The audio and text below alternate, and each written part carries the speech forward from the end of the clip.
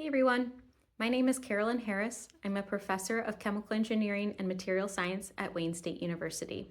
I'd like to tell you a little bit about a paper titled Ventricular Catheter Tissue Obstruction and Shunt Malfunction in 9 Hydrocephalus Etiologies that was published in the Journal of Neurosurgery Pediatrics.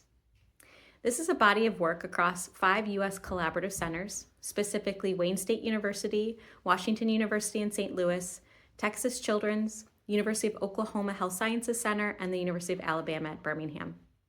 In this work, we collected failed explanted patient catheters and correlated them to patient data to determine if hydrocephalus etiology was a strong indicator of shunt obstruction.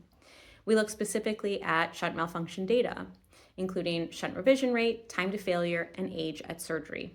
These parameters were correlated with degree of tissue obstruction in ventricular catheters for most hydrocephalus etiologies observed in the United States.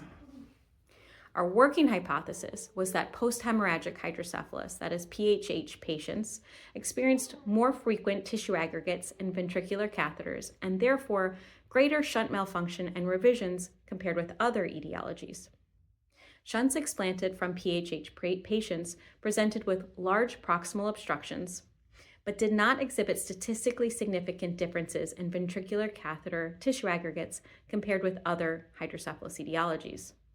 This leads us to believe that the mechanisms behind ventricular catheter obstruction may have different underlying sequelae, but lead to resistance of cerebrospinal fluid outflow in a similar way to those with varying etiologies.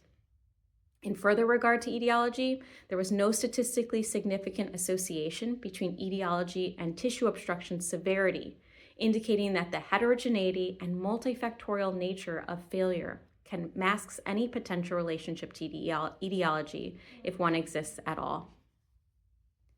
We continue to focus on mapping observed correlations in this biobank of explanted shunts to direct cause and effect relationships that we can test one variable at a time at the benchtop. Using these data, we can optimize shunt design for the best possible outcomes for patients with varying etiology and hydrocephalus factors. To learn more, there's a link in the bio. And of course, like the Hydrocephalus Society on social media and become a member. Thank you.